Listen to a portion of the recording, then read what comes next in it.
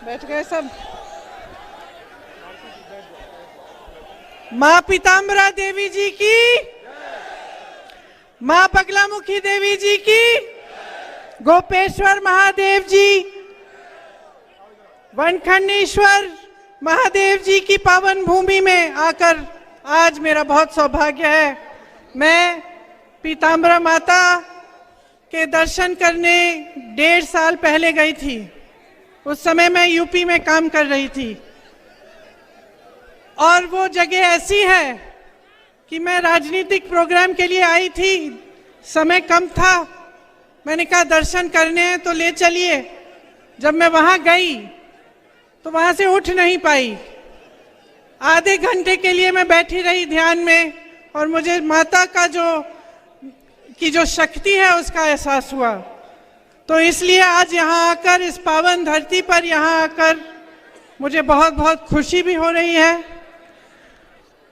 और श्री राजेंद्र भारती जी, श्री फूल सिंह भरैया जी, श्री घनश्याम सिंह जी, श्री ब्रजेंद्र सिंह जी, श्री अवधेश नायक जी, श्री राम किंकर गुर्जर जी, श्री फरमान अली जैदी जी, श्री राधे लाल बघेल जी, श्री सीपी मित्तल जी, श्री शिव भाटिया जी, आप सबका इस सभा में बहुत बहुत स्वागत। मंच पर उपस्थित जितने भी कांग्रेस के नेतागण हैं, आप सबका स्वागत। मेरे कार्यकर्ता भाइयों और बहनों, आपका भी।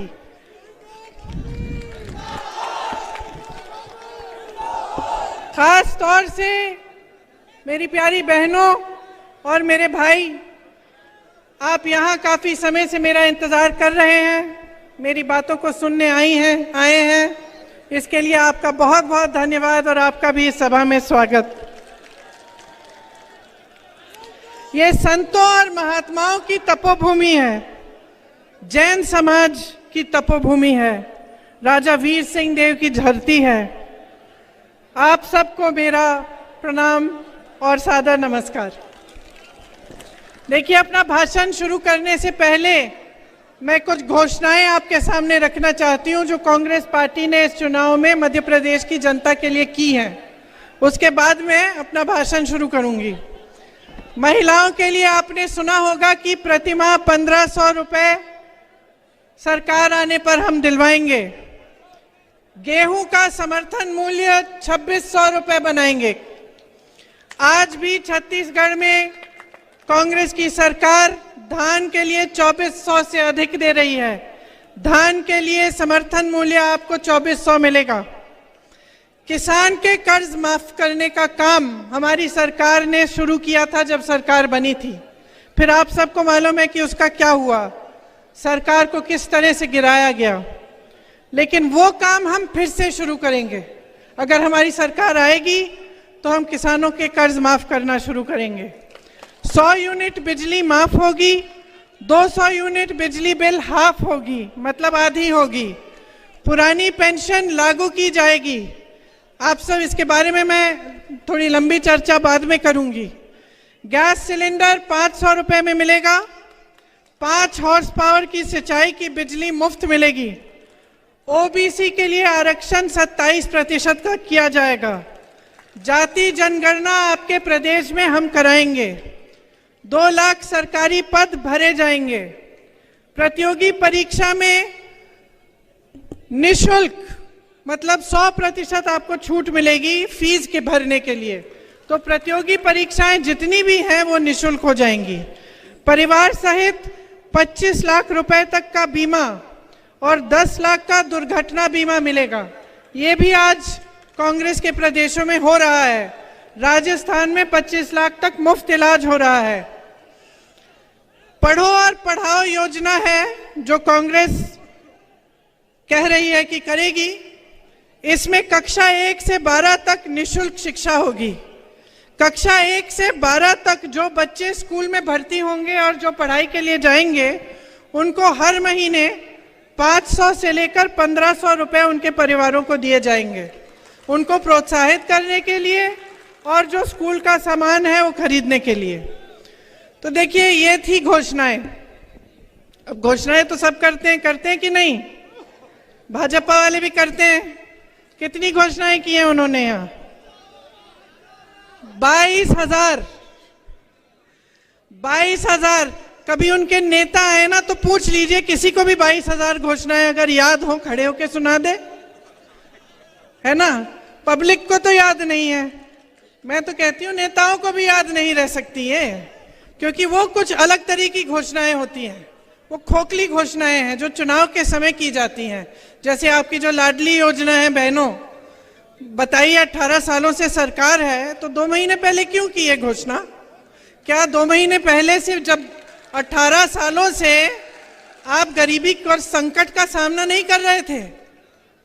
तो ये लोग जो घोषणाएं करते हैं वो ये समझ के करते हैं कि भाई जनता को हम बेवकूफ बना सकते हैं। जनता को, पब्लिक को क्या नहीं कहा इन्होंने? आपको कहा कि आपको रोजगार दिलवाएंगे, बताइए मिले? हाथ उठा लो जिसको रोजगार दिया है। 3.5 सालों में 21 रोजगार दिए हैं, 21 रोजगार। वहां बगल में छत्तीसगढ़ में कांग्रेस की सरकार है, पूरे देश भर में सबसे कम बेरोजगारी का दर छत्तीसगढ़ में है। यहां 18 सालों से सरकार में 3.5 सालों में 21 रोजगार दिए हैं। कोई स्कूल या कॉलेज खोला है? बंद किए। 7,000 से अधिक स्कूल मध्य प्रदेश में बंद हो चुके हैं। अस्पतालों में सुविधा मिलती है, स्वास्थ्य सुविधा, बताइए बीमार पड़ते हैं तो कहाँ जाना पड़ता है? प्राइवेट में जाते हैं कि सरकारी अस्पताल में? कहाँ? प्राइवेट के में जाने के लिए पैसे कहाँ हैं? कमाई ही नहीं है। और स्वास्थ्य सुविधाओं में जितने भी अस्पताल हैं, स्वास्थ्य सुविधा है मध्य प्रदेश की, हर स्तर पे अगर आप उसको देखेंगे, हर स्तर पे पद खाली पड़े हैं, पद खाली हैं। अब नौजवानों हाथ उठाओ भाई, पढ़ाई कितनी की है तुम लोगों ने? सबने की है? सबने की है लगभग। आजकल तो सबसे गरीब से गरीब परिवार में सबसे पहले बच्चे को पढ़ाते हैं। कैसे भी मेहनत कर लें, दिन रात खेती में मेहनत कर लें, कहाँ भी कर लें, ये सबसे जरूरी महत्वपूर्ण चीज होती है हर परिवार के लिए कि हमारे बच्चे पढ़ लिख लें ताकि रोजगार मिल जाए। यहाँ परिस्थितियां ये हैं कि तमाम बच्चे पढ़े लिखे हैं, ऐसी बात नहीं है कि पढ़े लिखे नहीं हो। आप भर्ती की परीक्षाएं देते हो, क्या होता है? घोटाला होता है, रोजगार नहीं मिलता। पढ़ते हो, लिखते हो, फीस भरते हो, प्राइवेट में ट्यूशन लेते हो, फिर भी कुछ नहीं मिलता। ये परिस्थितियां हैं। और आपकी शिक्षा के लिए, आपके स्वास्थ्य के लिए कुछ नहीं किया गया। इन्होंने कहा था महंगाई घटाएंगे, किसानों की आय दुगनी होगी। बताइए किसानों की आय दुगनी हुई? महंगाई बढ़ी है कि घटी है? अभी धनतेरस था, बर्तन खरीद पाए थे?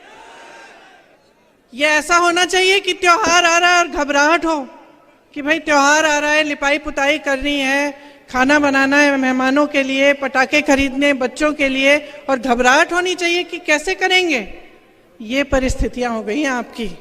यहाँ पे आपके लिए कुछ नहीं किया है इन्होंने। किसानों को देखिए, खाद, बीज, ट्रैक्टर, हर चीज पे टैक्स, डीजल पेट्रोल के दाम आसमान छू रहे हैं, आपको कोई राहत नहीं। आपके कर्ज माफ करने की बात उठती है तो कहते हैं पैसा नहीं है। अडानी जी के कर्ज धड़ाधड़ माफ कर रहे हैं, बड़े बड़े उद्योगपतियों के हजारों करोड़ माफ हो रहे हैं। ये परिस्थितियां आपकी। अब किसानों की बात देखिए, यूरिया की क्या हालात है? यूरिया को लेने के लिए या मिलने के लिए क्या हालात है? लंबी लंबी कतार है कि नहीं है? आपको मालूम है गोदाम में यूरिया के बोरे हैं। अभी हाल ही में अखबारों में आया था कि जो चुनाव आयोग है उन्होंने वितरण बंद कर दिया है।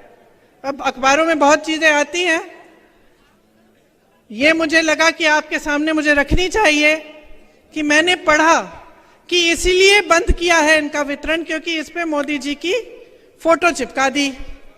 और मोदी जी की फोटो चुनाव के समय चिपका दी तो चुनाव आयोग ने कहा भाई इस समय आप नहीं बांट सकते। तो किसान त्रस्त है, परेशान है, पूरा सीजन निकल जाएगा, वो खेती में खाद नहीं डाल सकता। वो जाता है खाद लेने के लिए तो या तो खाद मिलती नहीं है या उसे कहा जाता है कि पहले अपना कर्ज भरो। तो क्या करेगा किसान? महंगाई से परेशान है। जैसे मैंने कहा, डीजल, पेट्रोल, टैक्स, सब कुछ जितनी भी चीजें हैं, ट्रैक्टर है, खाद है, कुछ भी है, उस पर टैक्स है। डीजल पेट्रोल इतने महंगे हो गए, ऊपर से खाद नहीं मिलता, तो क्या करेगा? और कब तक आप इन परिस्थितियों को सहते रहोगे? आपकी मेहनत बर्बाद हो रही है, आपका जीवन निकला जा रहा है, आप जितने भी आपके सपने हैं, आप जो काम करना चाह रहे थे, अपने बच्चों के भविष्य को बनाना चाह रहे थे, उनको आपको परे करना पड़ रहा है। और देखिए, दरअसल एक बात समझ लीजिए, इनके जो सारे नेता हैं ना, बड़े विचित्र टाइप के नेता हैं। पहले तो हमारे सिंधिया जी, जानते हैं, मैंने उनके साथ यूपी में काम किया। अब क्या है,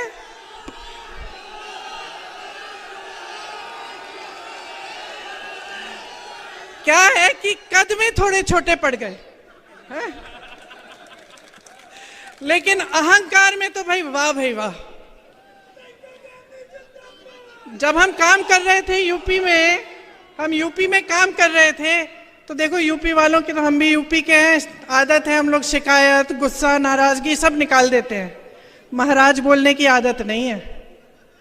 लेकिन भैया उनके पास जो भी कार्यकर्ता जाता था, कहते हैं दीदी कि हम क्या करें, महाराज महाराज कहना पड़ता है, हमारे मुंह से नहीं निकलता तो फिर कुछ काम ही नहीं होता हमारा।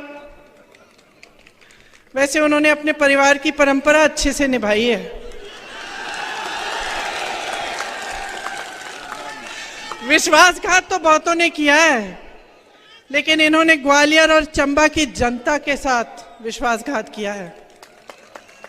आपके पीठ में छुरा भोंका है, बनी बनाई सरकार को गिरा दिया। और वो बनी बनाई सरकार आपकी थी, आपने वोट दिया था उसके लिए। 3.5 साल से इस सरकार ने आपको 21 रोजगार दिए हैं। वो सरकार कांग्रेस की थी। मैंने जैसे कहा, छत्तीसगढ़ में देखिए बेरोजगारी का दर क्या है, आप ही के साथ धोखा हुआ है। इनकी नेताओं की बात कर रहे हैं तो दूसरे यहाँ के आपके गृह मंत्री महोदय जी की हो जाए। काम है कानून का पालन कराना। पता चला कि दिन भर पिक्चर देखते रहते हैं, कौन क्या पहना है उसकी बड़ी चिंता रहती है इन्हें। आपके पास कपड़े लत्ते नहीं हैं, आप कुछ खरीद नहीं पा रहे हैं, आप किसानी खेती में कमा नहीं पा रहे हैं, इसकी कोई चिंता नहीं है।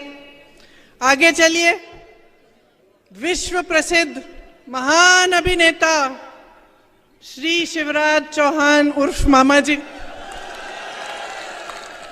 एक्टिंग में तो अमिताभ बच्चन के कान काट लें, लेकिन जब काम की बात होती है तो फट से असरानी का रोल पकड़ लेते हैं। और मोदी जी का तो आप पूछिए ही मत। मोदी जी का क्या कहना, देश के पहले ऐसे प्रधानमंत्री हैं जो परमानेंट अपनी ही पीड़ा में परेशान रहते हैं। कर्नाटका गए, बड़ी लंबी लिस्ट ले गए कि भाई मुझे इतनी गालियां दी हैं, यहाँ भी कहने लगे मुझे इतनी गालियां दी हैं, रोते ही रहते हैं। लगता है आपने वो सलमान खान की पिक्चर देखी है तेरे नाम, उसमें सलमान खान शुरू से अंत तक रोते ही रहते हैं। मैं तो कहती हूँ मोदी जी के लिए भी पिक्चर बना देते हैं, उसका नाम रखेंगे मेरे नाम। वैसे एक बात है, मोदी जी ना आदमी की पहचान में टॉप क्लास है। दुनिया भर के गद्दारों और कायरों को इकट्ठा करके अपनी पार्टी में ले लिए। मुझे तो बेचारे आरएसएस और भाजपा के जो अच्छे कार्यकर्ता हैं, जो सालों से संघर्ष कर रहे हैं अपनी पार्टी के लिए, उन पे तरस आती है कि क्या पता ये कायरों की सेना ही उनकी पार्टी को चलाने ना लगे। ये है हालात। अब मजाक एक तरफ, आपके काम की बात करते हैं। देखिए, मैं आपसे एक सीधी सी बात कहती हूँ, हम मध्य प्रदेश में हैं, बगल में छत्तीसगढ़ है, वहां कांग्रेस की सरकार है, यहाँ भाजपा की सरकार है। तो देखते हैं भाई आपकी सरकार ने क्या किया, छत्तीसगढ़ की सरकार ने क्या किया, और देखते हैं का मतलब ये नहीं है कि प्रियंका गांधी स्टेज पे खड़ी है कह रही है तो आप मान जाए, मत मानिए। आप खुद पता करिए, कोई छत्तीसगढ़ में रहता है, राजस्थान में रहता है, कांग्रेस में के किसी अन्य प्रदेश में रहता है, तो आप खुद पता कर लीजिए वहां की परिस्थितियां क्या है। मेरी बातों पे मत चलिए, मेरा काम है आपको बताना, मैं बताऊंगी। देखिए, छत्तीसगढ़ में किसानों के कर्ज माफ हुए। मैंने आपसे कहा कि धान 2600 रुपए का, हम 2600 हो गया है, अब पहले 24 था, अब 2600 हो गया है, 2600 में खरीद रहे हैं। वहां वन उपज के लिए समर्थन मूल्य मिल रहा है। धान छोड़िए, गेहूं छोड़िए, वन उपज के लिए मिल रहा है। जो महंगाई देश की जो केंद्र सरकार है उसने थोपी है जनता पे, उससे बचाया जा रहा है लोगों को। जो आपके पैसे हैं आपकी जेब में वापस दिए जा रहे हैं। यहां जब भी ये सवाल उठता है भाजपा के प्रदेशों में, उनकी सरकारों में, तो जवाब यही आता है कि पैसे नहीं है। आप ओपीएस को देखिए, कांग्रेस के हर प्रदेश में आज ओपीएस लागू है। हमने ओपीएस लागू किया, वहां उन्होंने पैसे रोक रखे हैं छत्तीसगढ़ में, कि जब हम लागू कर भी रहे हैं तो वो कह रहे हैं हम नहीं देंगे। क्यों? जब ये सबको, बड़े बड़े उद्योगपतियों के कर्ज माफ कर सकते हैं, बड़े बड़े उद्योगपतियों को जो आपकी संपत्ति है वो सौंप सकते हैं, तो आपके लिए, आपके जेब में, चाहे आपका पेंशन हो, चाहे आपके कर्ज माफ करने की बात हो, चाहे महिलाओं के लिए कुछ राहत हो, इसकी बात क्यों नहीं कर सकते? ये क्यों नहीं कर सकते हैं? अब आप बताओ, आपके इलाके में पता नहीं आवारा पशु का है कि है समस्या खेतों में, है कि नहीं है? है। चलो, यूपी में बहुत है, यूपी में बहुत है, और पूरे मध्य प्रदेश में जहां जहां मैं गई हूं वहां बहुत समस्या है। तो अब हम देखते हैं कि भाई आपकी सरकार ने क्या किया? कुछ नहीं किया इसको सुलझाने के लिए। और जो छत्तीसगढ़ की सरकार है कांग्रेस की, उन्होंने देखा कि देखो ये बड़ी समस्या है, इससे किसान जूझ रहा है। रात को आवारा पशु आता है, खेत खा जाता है, तो महिलाएं दिन भर खेती के पहरेदारी करती हैं और रात को किसान जाता है, वो बेचारा बैठा रहता है पूरी रात। तो हमने सोचा कि किस तरह से इस समस्या को सुलझाया जाए। तो क्या किया उन्होंने? हजारों गौठान बना दिए।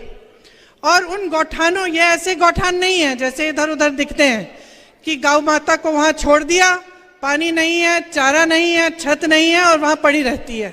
ऐसे गौठान नहीं। उन्होंने सोचा कि ऐसे गौठान बनाएंगे जिससे जो गांव की अर्थव्यवस्था है वो मजबूत हो जाएगी। तो क्या किया? वहां जो स्वयं सेवा समूह है महिलाओं के, वो बनवाए, महिलाओं को रोजगार दिया। ये कह दिया कि अगर आप गोबर बेचेंगे, हम गोबर आपसे खरीदेंगे। सरकार जनता से कहा कि हम गोबर खरीदेंगे। तो क्या हुआ? लोगों ने आवारा पशु रखने शुरू किए, क्योंकि उससे कमाई शुरू हो गई। तो आवारा पशु रखना शुरू किया, उसकी गोबर सरकार ने खरीदी, उसमें से गोबर गैस बनाया, अन्य ऐसी चीजें बनाई, और गौठान में खूब रोजगार दिलवाए, खासतौर से महिलाओं को। तो वहां मैं ऐसी महिलाओं से मिली हूं जो उन गौठानों में काम करके अपने स्वयं सेवा समूह द्वारा 1 लाख से 6 लाख रुपए कमा रही हैं महिलाएं। तो एक बड़ी समस्या थी, उसको सुलझाने के लिए दिमाग लगाया गया और ये तय किया गया कि हम इस तरह से सुलझाएंगे कि जनता की सुविधा हो जाएगी। और आज मध्य प्रदेश में किसान उसी से जूझ रहा है। मैं तो कहती हूँ नकल ही कर लेते। छत्तीसगढ़ में जो प्रोग्राम है, जो योजना है, उसकी नकल करके यहाँ कर लेते हैं, उतना भी नहीं किया। तो जो आपकी बड़ी बड़ी समस्याएं हैं उससे आज आप जूझ रहे हैं, बहुत परेशान हैं। गांव को मजबूत करने की जो बात होती है ना, वो शुरू में महात्मा गांधी जी ने की थी। ग्राम स्वराज कहते थे उसे। कहते थे कि जब तक ग्राम स्वराज पूरी तरह से नहीं होगा तब तक ये देश पूरी तरह से स्वतंत्र नहीं हो सकता, ये कहते थे गांधी जी। तो जो कांग्रेस की सरकारें हैं वो चाहते हैं कि ग्राम में मजबूती आए, गांव में, मतलब जो गांव का गरीब है उसे ग्रामीण रोजगार भी मिल जाए, उसे पलायन करने की जरूरत ना हो। तो इसीलिए मनरेगा जैसी स्कीम कांग्रेस पार्टी लाई थी। आप जानते हैं कि मनरेगा की स्कीम से आपको ग्रामीण रोजगार मिलते थे। खेती किसानी पर और जोर डाला ताकि आपको समर्थन मिले, सरकार मदद करे, आपकी सहायता करे ताकि आप कमा पाएं अपनी खेती से। आज छत्तीसगढ़ में ये स्थिति है कि जो पलायन करके चले गए थे, जिनको रोजगार नहीं मिल रहा था भाजपा के शासन में, और वो चले गए शहरों में कि भाई रोजगार वहां अच्छा मिल जाएगा, वो वापस आ रहे हैं। किसानी में जो रोजगार है वो बढ़ रहे हैं छत्तीसगढ़ में। और ये सिर्फ छत्तीसगढ़ की स्थिति नहीं है, ये राजस्थान, हिमाचल प्रदेश, कर्नाटका, जहां जहां हमारी सरकारें हैं वहां हमारी पूरी कोशिश ये है कि पंचायत मजबूत हो, गांव मजबूत हो, ग्रामीण रोजगार मिले, आपके लिए सुविधा हो। बेरोजगारी जो है बहुत बढ़ गई है पूरे देश में। 45 सालों में सबसे ज्यादा बेरोजगारी आज है देश में, भाजपा के राज में। जी आके दे दीजिए, आ जाइए।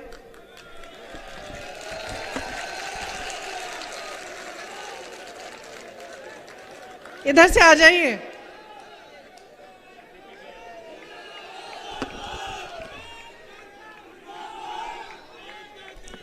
अब आपकी यहां मध्य प्रदेश की क्या स्थिति है? जैसे मैंने कहा, तमाम सरकारी पद खाली हैं, परीक्षाओं में घोटाले पे घोटाला हो रहा है। 3.5 साल में 21 रोजगार दिए हैं आपको, और रोजगार आखिर ये देंगे कहां से? जो बड़ी बड़ी कंपनियां थी, सारे अपने दोस्तों को इन्होंने पकड़ा दी हैं। मोदी जी ने जो बड़ी बड़ी सरकारी कंपनियां थी वो, और जो जहां से रोजगार मिलता था, जो हमारे बंदरगाह है, जो हमारे एयरपोर्ट है, जो हमारे हवाई अड्डे हैं, सब अपने बड़े बड़े उद्योगपति मित्रों को दे दिए। तो वहां से तो रोजगार आना नहीं है। फिर लोग खेती में रोजगार मिल जाता था। अब किसान को इतना परेशान कर रखा है महंगाई से, और इनकी सहायता करने के बावजूद इनको और परेशान किया हुआ है। तो खेती से नहीं मिल रहा है रोजगार।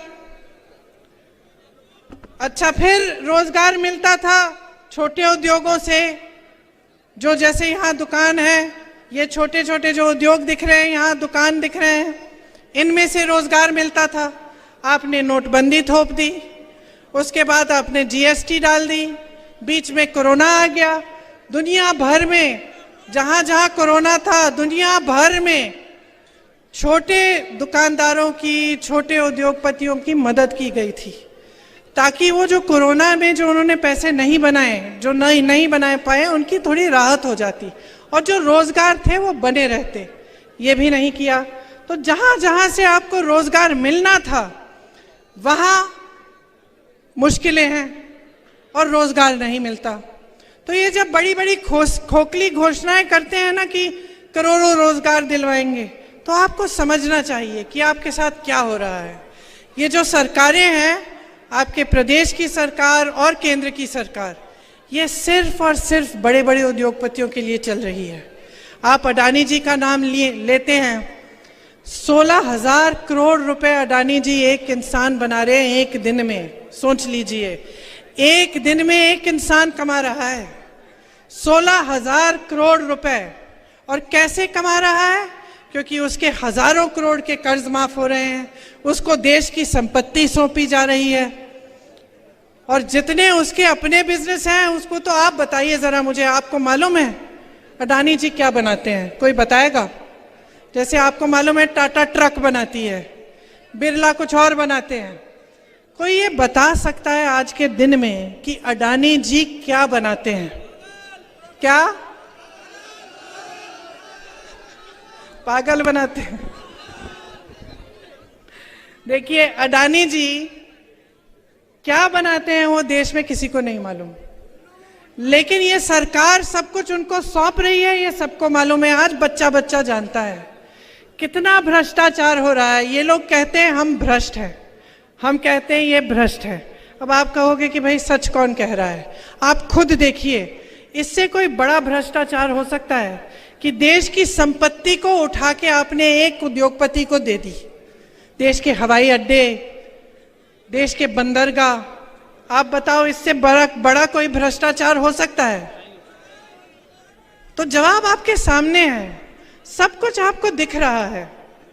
महिलाओं के लिए इन्होंने कहा आरक्षण करेंगे, सब महिलाएं बड़ी खुश हो गई कि भाई आरक्षण हो जाएगा, हम भी चुनाव लड़ पाएंगे अच्छी तरह। बाद में पता चलता है कि 10 साल बाद तक ये लागू नहीं होगा। चुनाव आ रहा है, कह दिया लाडली योजना। चुनाव से पहले महिलाओं को कोई पूछ ही नहीं रहा है। तो ये परिस्थितियां आपके सामने हैं। महिलाओं के लिए इतना काम हो सकता है। जहां हमारी सरकारें हैं वहां महिलाओं को खूब मौके दिए हुए हैं। आंगनवाड़ी बहनों की मानदेय बढ़ाए हैं, स्वयं सेवा समूह के कर्ज माफ किए हैं, महिलाओं के लिए खास क्लिनिक खोले हैं जो महिलाएं चलाती हैं, खुद महिलाएं चलाती हैं, और वो क्लिनिक सिर्फ आप बहनों आपके लिए हैं। श्रमिकों की बेटियों के लिए 20,000 रुपए दिलवाए, शादी के लिए 50,000, लड़कियों को पीजी तक मुफ्त शिक्षा करा दी, और जो पाठशालाएं बनाई हैं प्रदेश में, छत्तीसगढ़ में, उन पाठशालाओं में जो इंग्लिश मीडियम पाठशाला है उसमें 50% आरक्षण महिलाओं को दिया हुआ है। तो इतने काम हैं जो हो सकते हैं। ये ऐसी बात नहीं है कि सरकार आई और काम ही नहीं हो पा रहा है, भाई हमारे पास पैसे नहीं है, फंड्स नहीं है, ये बहाने हैं बहनों और भाइयों। जहां सरकार की नीयत ठीक होती है ना, वहां पे काम बहुत हो सकता है। कल मैं जब छत्तीसगढ़ में थी, गर्व होता है, बहुत गर्व होता है। मंच पे खड़े होते हैं तो हम नेताओं को भी गर्व होता है कि भाई जो हम बात कर रहे हैं, अपने काम की बात कर रहे हैं, कि हम कह पा रहे हैं कि देखो हमने कितना किया है, देखो आपने हम में भरोसा किया, आपकी संपत्ति हमारे हाथों में थी, हमने वो संपत्ति आपको लौटाई है। हमने ऐसी योजनाएं बनाई हैं जिससे आपके कर्ज माफ हुए, जिससे आप अपने पैरों पे खड़े हो पाए, जिससे कोई नौजवान हो उसको अपना बिजनेस शुरू करना पड़े उसके लिए हमने सुविधा बना दी, रोजगार दिलवाए।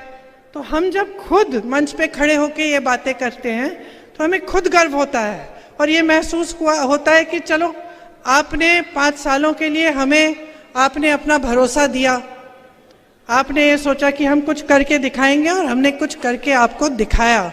जब मैं राजस्थान जाती हूँ और मैं एक ऐसे शख्स से मिलती हूँ जिसके हार्ट का ऑपरेशन मुफ्त में हो गया, और वो ऐसे करके कहता है कि ये जो योजना है दीदी, इसकी वजह से मुझे 1 पैसा नहीं देना पड़े, तो अच्छा लगता है, क्योंकि एक जिम्मेदारी होती है आपके प्रति, एक जवाबदेही होती है। मैं जहां जहां जाती हूं मैं एक कहानी बताती हूं कि जब मेरे पिताजी प्रधानमंत्री थे, उनके साथ मैं अमेठी घूमती थी, उनका चुनावी क्षेत्र था।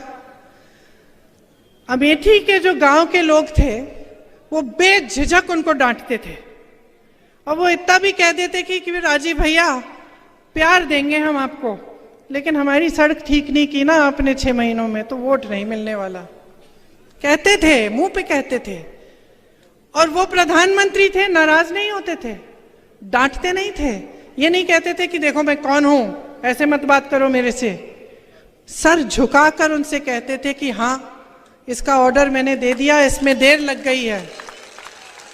ये इस देश की परंपरा है बहनों और भाइयों। जब हमने आजादी की लड़ाई लड़ी ना, आपके पूर्वजों ने भी लड़ी, हमारे पूर्वजों ने लड़ी। जब ये लड़ाई लड़ी तो इसलिए नहीं लड़ी कि आज भी आप आजाद न हो। इस आजादी का मतलब क्या था? इस आजादी का मतलब था कि जो शक्ति है, देश की जितनी भी शक्ति है, देश की जो संपत्ति है, वो आपके हाथों में हो। ये इसी को आजादी कहते थे। वरना अंग्रेजों में और यहाँ के शासकों, अब नए शासकों में क्या फर्क है? अगर आपके हाथों में ये शक्ति नहीं होती वोट की, कि आप हर 5 साल बदल सकते थे सरकार, और अगर कोई जवाबदेही नहीं होती आपके प्रति कि नेता थोड़ा घबराए, यहाँ जब आपके सामने आए तो थोड़ा बहुत घबराए कि भाई मैंने इनका काम नहीं किया, इस बार मैं नहीं चुना जाऊंगा। ये शक्ति आपको लोकतंत्र के जरिए, आपके संविधान के जरिए आपको दी, और कई महापुरुषों ने इसके लिए अपनी जान दी। कई लोगों ने अपना खून इस धरती की मिट्टी में मिला दिया ताकि आप आजाद हों, ताकि आप अपने नेताओं से जवाबदेही मांगे, ताकि आपको सरकार अच्छी नहीं लग रही है, आपको लग रहा है कि गलत हो रहा है आपके साथ, आप उसको बदल पाए। तो अब मेरी शिकायत है आपसे, क्या कर रहे हैं आप? अपनी परिस्थिति देखी, मैंने सुना है यहाँ पे आप ही के क्षेत्र में तमाम निर्दोष लोगों पर फर्जी केस लगा के जेल में डाल देते हैं, है? देखिए, मैंने पहले ही कहा, मजाक में कहा, लेकिन मैंने कहा कि गृह मंत्री हैं, यहाँ के जो प्रतिनिधि हैं गृह मंत्री हैं, इनका काम क्या है? इनका काम है कानून को लागू कराना, मतलब जनता को सुरक्षित रखना। और किसकी सुरक्षा कर रहे हैं? यहाँ के गुंडे, यहाँ के माफिया, इनको किसका संरक्षण मिलता है? जब आप परेशान होते हैं, आपकी कोई समस्या उठती है, तो आप जा पाते हैं इनके पास? अपना काम करा पाते हैं? आते हैं आपके घरों में? ये कभी पूछने आते हैं कि आपका जीवन कैसा चल रहा है? तो भाई आपने चुना क्यों? वोट मांगने आते हैं, ठीक है, वो तो वोट मांगने आते हैं, तो आप क्या अंधे हो गए कि आप अंधाधुंध वोट दे रहे हैं? नहीं ना। अरे जागरूक बनो, जागरूक बनो बहनों और भाइयों। आपका देश है, आपका प्रदेश है, ये आपका इलाका है। गुंडों के हाथों में सौंपना चाहते हैं आप इसे? अपने बच्चों के लिए रोजगार चाहते कि नहीं? स्वास्थ्य सुविधाएं चाहते कि नहीं? शिक्षा की सुविधाएं चाहते कि नहीं? तो जागो, जागो। देखो, आज देश में ना एक अजीब सा सिलसिला बन गया है। ये पावन धरती है, इसीलिए मैं ये बात यहां खास तौर से कह रही हूं। धर्म के नाम पर जो आपका वोट लेने आता है, उसके मन में एक बात बहुत अच्छी तरह से बैठ गई है। आप ये बात सुन लो भाइयों और बहनों, ये बात बैठ गई है कि मैं कुछ भी कर लूंगा, मैं चाहे एक काम नहीं करूं जनता के लिए, मैं चाहे एक सड़क ठीक नहीं करूं, एक टूटी में भी पानी न आए, समस्या उठी किसानों की, मैंने आंख मूंद के दूसरी तरफ मैंने देख लिया, मैं सब कुछ कर सकता हूं, बशर्ते चुनाव के समय में मंच पे खड़ा होकर धर्म की बात करूं। लोगों के जज्बात उभर जाएंगे, लोग धर्म की बात मानते हैं और धड़ाधड़ मुझे धर्म के नाम पर वोट मिल जाएंगे। ये बात सही है कि नहीं है? जो नेता ये समझ गया है कि मुझे काम करने की जरूरत नहीं है, मैं धर्म या जाति की बात करूंगा और उस आधार पे मुझे वोट मिल जाएंगे, वो नेता काम बंद करना शुरू करेगा। वो करेगा ही नहीं। कल को आप ये जो नेता यहाँ पे हम लोग बैठे हैं सब, कल हमें आप छूट दे दो, हमें आप कह दो कि भाई काम करने की जरूरत नहीं है, आप हमारी जज्बात की बातें करो, आपको वोट मिल जाएगा, तो हम भी बैठ जाएंगे। क्यों नहीं? ये तो इंसान की फितरत होती है। जब जवाबदेही नहीं है, जिम्मेदारी नहीं है, तो इंसान बैठ जाता है। घर में ऐसा होता है, आप अपने बेटे को कोई जिम्मेदारी ना दो, उसको खिलाते रहो, पिलाते रहो, घर में बैठा रहता है। क्या करेगा? बाहर जाके नौकरी ढूंढेगा? नहीं ढूंढेगा। जब बेटा गलत करता है, काम नहीं करता, या मान लो कहीं किसी के घर में चले गया, कुछ उठा के ले आया, तो माँ उसको डांटती है, उसको थप्पड़ मारती है, कहती है कि क्या चोरी करके लाया, जा वापस दे, कहती है कि नहीं? तो तुम बच्चों को डांटते हो, बच्चों को सुधारने की कोशिश करते हो, नेताओं को क्यों नहीं सुधार रहे?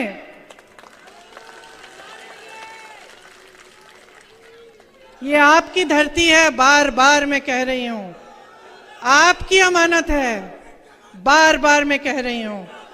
लोकतंत्र ने शक्ति आपको दी है, ये जो आपका वोट है ना, सबसे बड़ी शक्ति है, इसको मत नकारो, इसको खाम-खा धर्म के नाम पर, जाति के नाम पर मत दो। इसको एक ही आप एकदम अपना ध्यान जो है ना केंद्रित कर लो अपने विकास पे, अपने भविष्य पे, अपने बच्चों के भविष्य पे। आपको याद है महाभारत में जब अर्जुन ने यूं अपना बाण पकड़ा, एकदम अपना ध्यान केंद्रित कर दिया मछली की आंख पे, उसी तरह अपना ध्यान केंद्रित करो, नहीं तो छूट जाएंगे 5 साल और। जो बर्बादी आप देख रहे हो, जो ये घोटालों वाली सरकार है, एक के बाद एक भ्रष्टाचार की सरकार है। समझ लो, इसका नुकसान कोई नेता नहीं भर रहा है, कोई नेता नहीं भर रहा है। इसका नुकसान आप भर रहे हो, आपके बच्चे भर रहे हैं, आप भुगत रहे हो। भ्रष्टाचार से मालूम है सबसे ज्यादा नुकसान किसको होता है? युवाओं को, सबसे ज्यादा। ये पैसा आता कहाँ है? जब हम सुनते हैं कि फलाना घोटाला हो गया, 2000 करोड़ रुपए का घोटाला, 3000 करोड़ रुपए का घोटाला, व्यापम घोटाला, किसी और का घोटाला, तो ये जो 2000-3000 करोड़ हम किसकी बात कर रहे हैं? किसके पैसे हैं ये? एक दूसरे से तो नहीं ले रहे हैं ये नेता, नहीं ना, किसी दूसरी राजनीतिक पार्टी से भी नहीं ले रहे हैं। किससे ले रहे हैं? आपसे ले रहे हैं। लोकतंत्र में ना सरकार की कोई संपत्ति नहीं होती है, जनता की होती है। जितनी भी संपत्ति है आपकी है। तो आपको जागरूक बनना पड़ेगा। और जब मैं कहती हूं ध्यान केंद्रित करो, तो सोचो भाई सरकार हमें क्या दे रही है? क्या महिलाओं को हर महीने कुछ मिल रहा है? क्या रोजगार मिल रहा है? रोजगार से हमारी कमाई हो रही है? किसानों को राहत मिल रही है? ये बड़े बड़े लंबे चौड़े बिजली के बिल जो आते हैं, इसमें राहत मिल रही है? पूछो, क्योंकि ये सब आपका अधिकार है। कोई आप पर एहसान नहीं करता। हम जब कहते हैं ना, नेताओं की आदत भी खराब कर दी आपने, कहते कि हम दे रहे हैं, हम आपको हर महीने पैसे देंगे।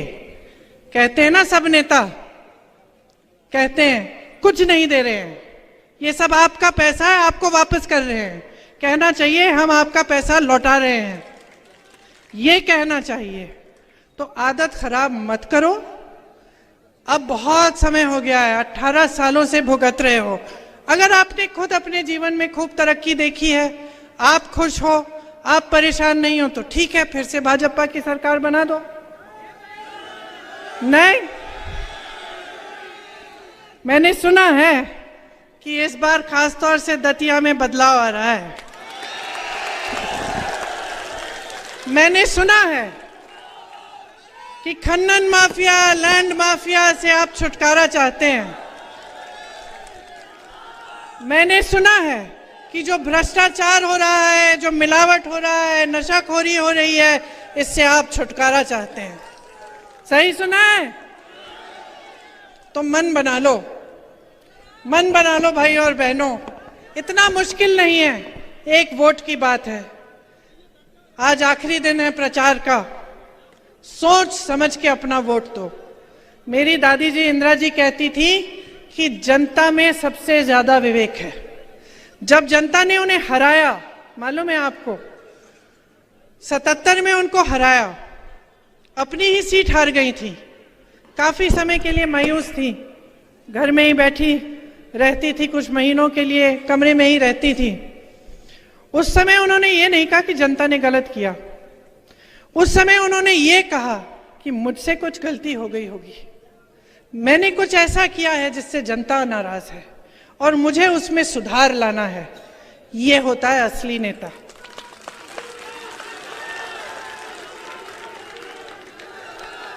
तो इंदिरा जी कहती थी कि जनता में सबसे ज्यादा विवेक है। उनके दिल में आपके लिए श्रद्धा थी, वही श्रद्धा हम सबके दिलों में है। इसलिए मैं यहां आती हूं, आपसे वोट नहीं मांगती, आपसे शिकायत करती हूं और आपसे जागरूकता मांगती हूं, क्योंकि मेरे मन में भी आपके लिए श्रद्धा है। मैं जानती हूं कि ये लोकतंत्र है, आप ही सर्वोपरि हैं, नेता को बनाने वाले आप हैं, लेकिन ये बात आपको समझनी पड़ेगी। जब मैं कहती हूं ध्यान से सोच समझकर अपना वोट डालो, तो मैं यही कह रही हूं कि समझ जाओ कि आपके इर्द गिर्द क्या हो रहा है, क्या आपका इस्तेमाल किया जा रहा है, आपके जज्बातों के नाम पर, धर्म के नाम पर आपसे वोट मांगा जा रहा है, लेकिन काम के नाम पर कोई नहीं मांग रहा। आप एक ऐसी नई परिस्थिति बना लो ना कि जो भी आपके मंच पे आए, या तो आपके विकास का काम की बात करे या फिर आप सुने ही नहीं। नई परिस्थिति बनाओ। आप सोचो, हम 10-20 नेता बैठे हैं, आप हजारों की जनता हो, हमने फिजूल की बात शुरू की, आप चिल्लाना शुरू कर लो, बोलो हमें नहीं सुननी है बात, हमारे काम की बात सुनाओ, तो हम मजबूर हो जाएंगे ना। हम आपके गांव आए, हमने काम नहीं किया आपके लिए, बहुत घोषणाएं की थी, बहुत वचन दिए थे, पूरे नहीं किए। तो जब हम गांव आते हैं तो हमें जवाबदेह बनाओ। अमेठी की जनता करती थी, ज्यादा साल नहीं गुजरे हैं। बस ये हो गया है कि आपको जो धर्म के नाम पर जो जिस तरह से आपके सामने जो प्रचार किया गया है, उससे आपका नुकसान हुआ है। क्योंकि किसी को धर्म का इस्तेमाल नहीं करना चाहिए। धर्म हम सबके दिलों में है, हम हिंदुस्तानी हैं, चाहे किसी भी धर्म के हों। धर्म में हमारी बहुत आस्था है। तो मैं सिर्फ ये कहना चाहती हूं कि नेता के दिल में भी जनता के प्रति आस्था होनी चाहिए, वही आस्था होनी चाहिए। क्योंकि नेता का एक ही धर्म होना चाहिए, आपका विकास, आपकी तरक्की, आपको सशक्त बनाना। तो मैंने काफी लंबी बातें कर ली, लेकिन मेरी बातों को भूलो मत। परसों वोट देने जाओगे तो ध्यान से मेरी बातों को याद रखो। बदलाव लाना है, दतिया में बदलाव लाना है, मध्य प्रदेश में बदलाव लाना है। आपको अच्छे नेता मिले जो काम करके दिखाएं आपको, जो दिन रात एक करके दिखाएं आपको, जो आप ही के लिए समर्पित हैं। तो आप कांग्रेस को चुनिए, 5 सालों का मौका दीजिए। देखिए छत्तीसगढ़ में क्या हो रहा है, राजस्थान में क्या हो रहा है, कर्नाटका में क्या क्या नहीं हो रहा है। आप इन सब प्रदेशों में देखिए, और जो आपका अनुभव रहा है 18 साल का भाजपा की सरकार का, उसका आप इस्तेमाल करिए, उसके बारे में सोचिए। और उस आधार पर जब आप वोट डालेंगे, सोच समझकर, अपने विवेक का इस्तेमाल करके, तो मैं दावे के साथ कह सकती हूं कि बदलाव आएगा। एक बार मेरे साथ बोलिए जोर से,